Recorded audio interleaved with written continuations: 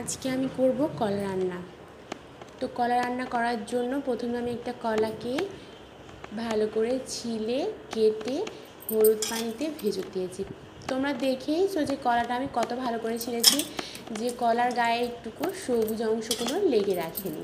পুরোটা সাদা করে ছিলেও কেটে হলুদ পানিতে ভেজে দেবো। তোমরা সকলেই জানো কলাটা আমাদের শরীরের জন্য অনেক অনেক উপকার। তো এই উপকারী জিনিসটা আমার পছন্দ খাবারের মধ্যে অন্যতম একটি খাবার। তো যাই হোক, আমাদের সকলেরই মাঝের মধ্যে একবারও এই কাঁচকলা রেসিপিটা করে খাওয়া উচিত।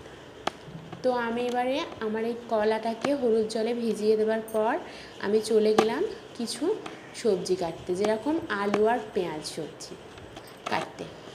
তো আলু আর পেঁয়াজটা কাটতে দিয়ে রেডি করে আমি এবারে কিছু মশলাটাকে রেডি করলাম। তারপরে গ্যাসেতে একটি হাঁড়ি বসিয়ে তাতে একটু পেঁয়াজ ও তেল দিয়ে পেঁয়াজটাকে লাল করব।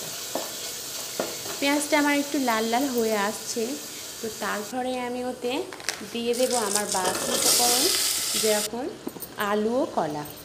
দেবার পর তাতে নুন, লঙ্কা, হলুদ ও জিরে দেবার পর একটু কষে নিয়ে আমি পরিমাণ মতো পানিতে চাপা দিয়ে এবারে আমি আমার রান্নাটা রেডি হয়ে গেছে নামিয়ে নেবার পর তাতেও কিন্তু আমি একটু জিরে ছড়িয়ে দিচ্ছি, যাতে খাবারটা অনেক সুঘ্রাণ ছড়ায় এবং খেতে ভালো লাগে। জিরে দেওয়া কলা রান্না কিন্তু আমার খুব পছন্দ, তোমরাও ট্রাই করো বাড়িতে। তো আজকের মতো এই পর্যন্ত, টাটা।